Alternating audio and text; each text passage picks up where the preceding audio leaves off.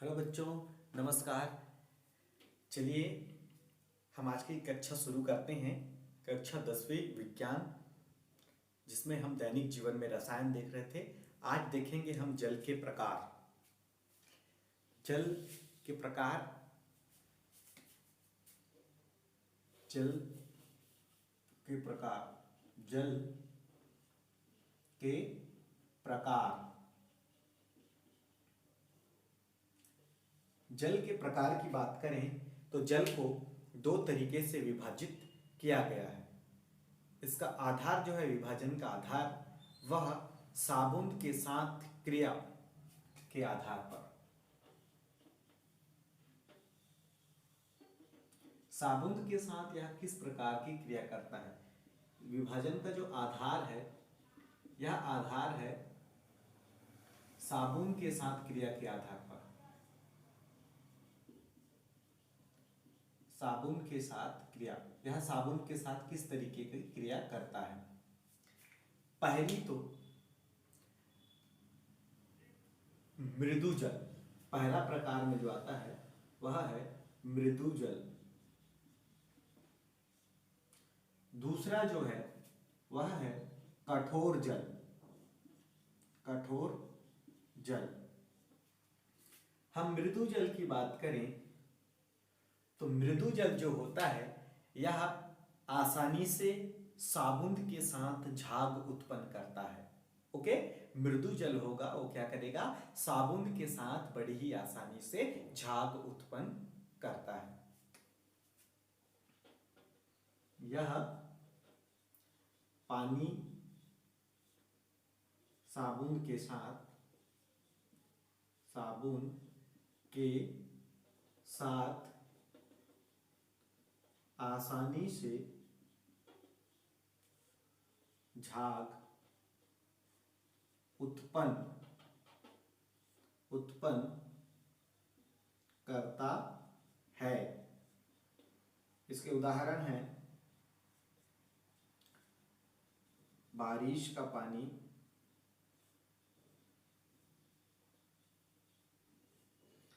किसी कुएं का पानी,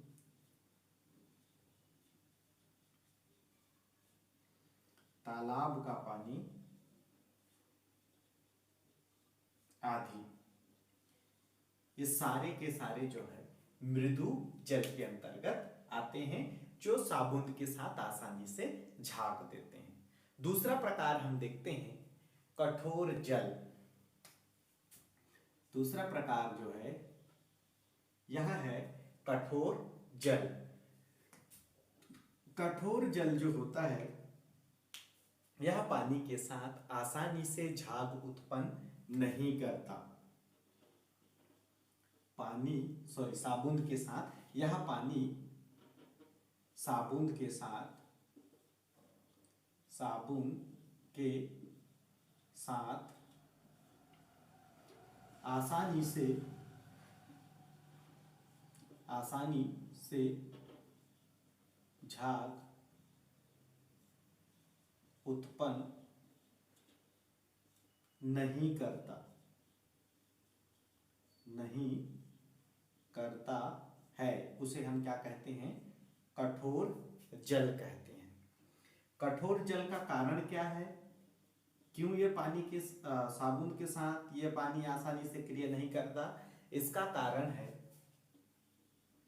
कैल्शियम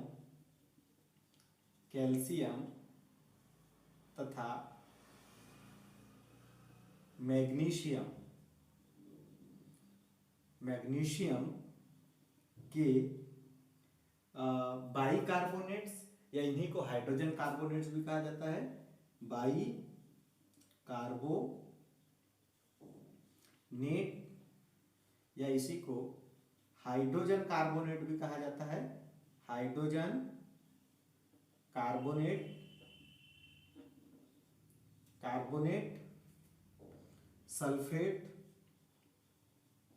सल्फेट तथा क्लोराइड आयनों की उपस्थिति के कारण होता है। क्लोराइड आयनों की उपस्थिति के कारण जल जो है कठोर हो जाता है। ओके, ठीक। जब जल कठोर होता है तो इसमें साबुन लगाने पर, साबुन लगाने पर, साबुन जो होता है यह उच्च वसीय अम्ल होते हैं, उच्च वसीय अम्ल, सोडियम स्टीरेट जिन्हें कहा जाता है, सोडियम स्टीरेट, साबुन जो है सोडियम स्टीरेट कहलाता है, ठीक, यही साबुन है। तो साबुन को जब कठोर जल से क्रिया करवाते हैं तो साबुन गल जाता है, गलने लगता है, गलने लगता है और अवक्षेप बन जाता है। यह अवक्षेप बन जाता है, अवक्षेप बन जाता है। फिर यह अवक्षेप कपड़ा में लगकर मटमैला दिखाई देने लगता है। कपड़ा में लगने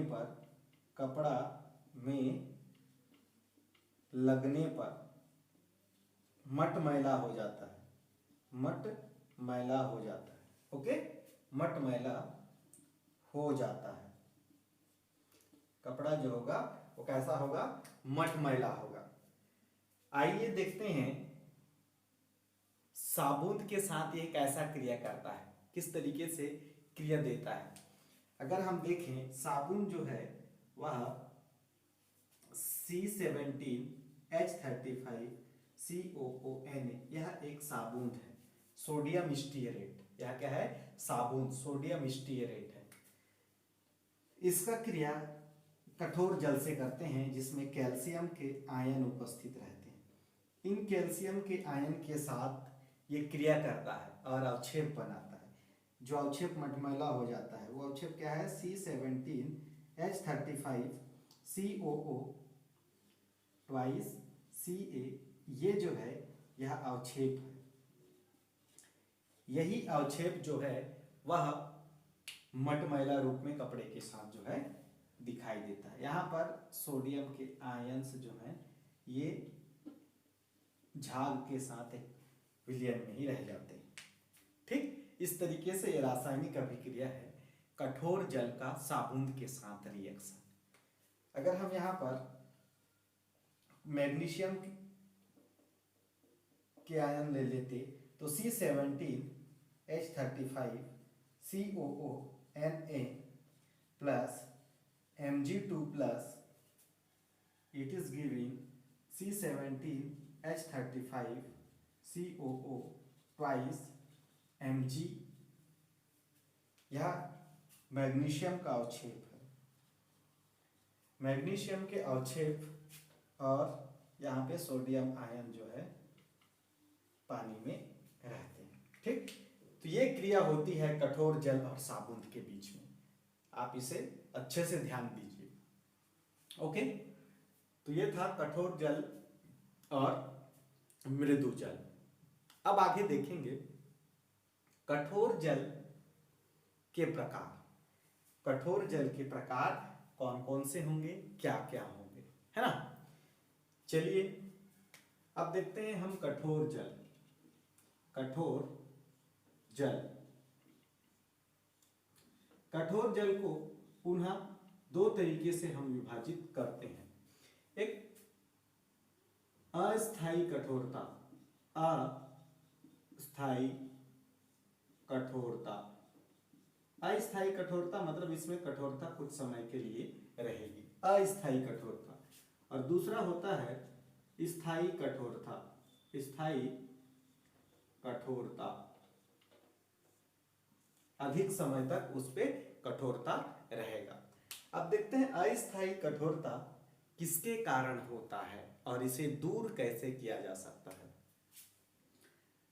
जो अस्थायी कठोरता होती है यह कैल्शियम तथा मैग्नीशियम, कैल्शियम तथा मैग्नीशियम के बाई कार्बोनेट की उपस्थिति के कारण होता है। बाई कार्बोनेट की उपस्थिति से होती है, उपस्थिति से होती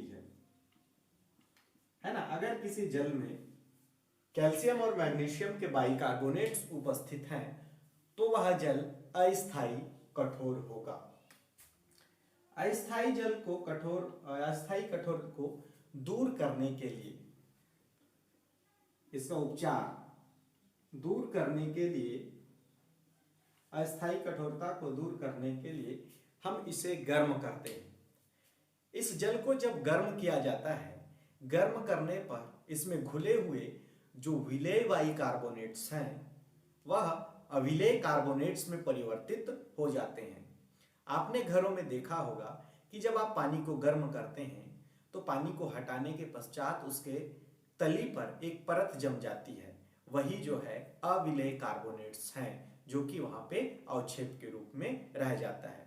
पानी से वे अलग हो जाते हैं और पानी जो है मृदु हो जाता है, उपयोग करने योग्य हो जाता है। तो पहला उपचार क्या हो सकता है इसमें? पानी को गर्म कर, पानी को गर्म कर।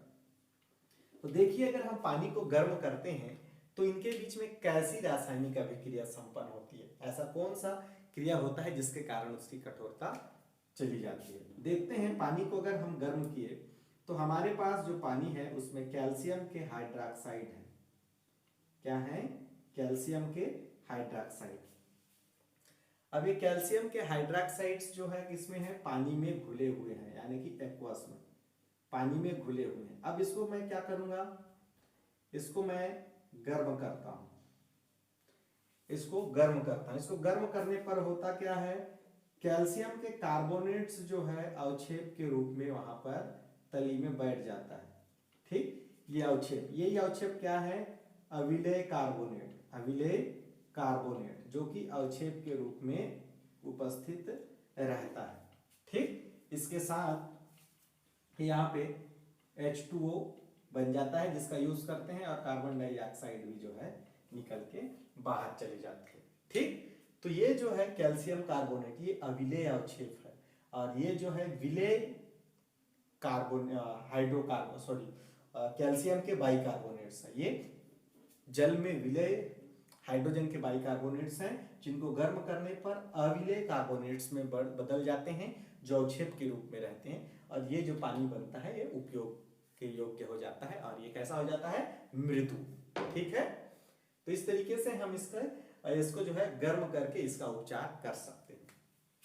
उपचार का दूसरा विधि है, इसमें बुझा हुआ चूना मिलाकर, बुझा हुआ चूना मिलाकर, बुझा हुआ चूना मिलाकर।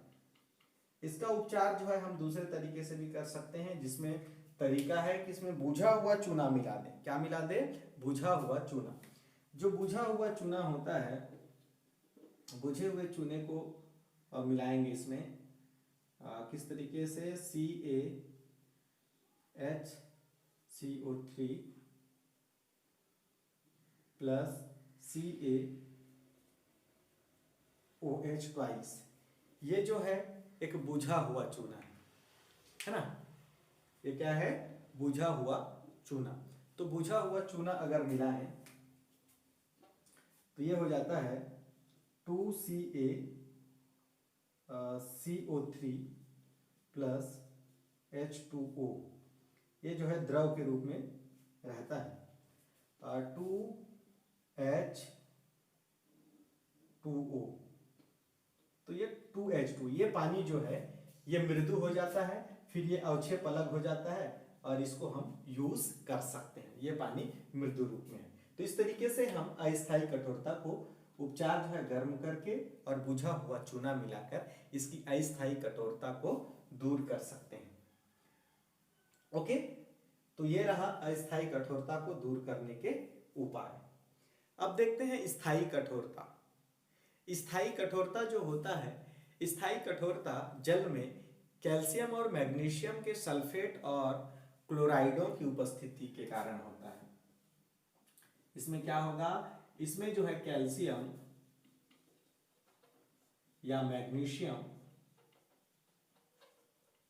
मैग्नीशियम के सल्फेट तथा क्लोराइडों सल्फेटों तथा क्लोराइडों की उपस्थिति के कारण स्थायी कठोरता आती है। इसे उबालकर या बुझा हुआ चूना मिलाकर अलग नहीं किया जा सकता। इसके उपचार के लिए आधुनिक मेथड में आरओ विधि, आरओ मतलब रिवर्स ऑस्मोसिस अर्थात विपरीत परासरण। पहला विधि जो है क्या है, ये विपरीत परासरण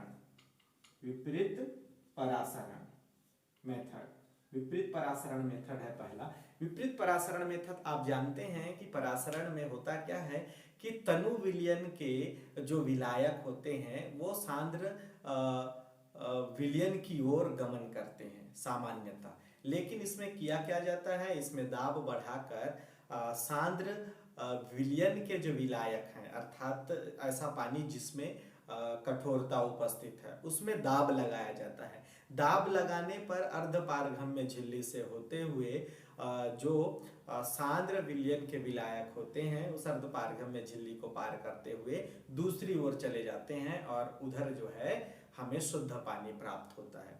यह इस विधि से जो पानी प्राप्त होता है उसमें पानी का बहुत हानि भी होता है। इसे हम कहते हैं विपरीत परासरण, आरओ विधि, RO method. Okay, reverse osmosis. दूसरा जो होता है इसमें आयन विनिमय रेजिन मेथड, आयन विनिमय रेजिन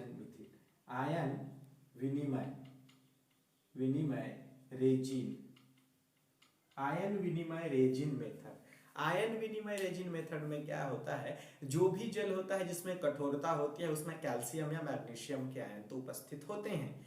ठीक, तो आयन विनिमय रेजिन मेथड में एक ऐसा फिल्टर यूज करते हैं जिसमें सोडियम के आयन उपस्थित होते हैं। तो सोडियम के आयनों के संपर्क में आकर वो जो कैल्शियम और मैग्नीशियम के आयन होते हैं वो जो है अलग हो जाते हैं और जो पानी जो होता है वो मृदु जल में जो है परिवर्तित हो जाते हैं। ठीक, इस विधि में आयंस खत्म होने से उस फिल्टर जो होता है उसको बदलते रहते हैं ताकि उसमें सोडियम आयन उपस्थित हो, क्योंकि मृदु जल में सोडियम के आयन उपस्थित होते हैं और इनकी उपस्थिति से ही वह वाटर कैसा हो जाता है, मृदु हो जाता है। ठीक, तो आप इस तरीके से देख सकते हैं कि जल की कठोरता जो है अस्थायी कठोरता और स्थायी कठोरता, और ये देख सकते हैं आप जल के प्रकारों में मृदु जल और कठोर जल। तो यह आप लोगों को समझ में आया होगा। अगले वीडियो में हम फिर से आपके सामने आएंगे, तब तक के लिए जय हिंद।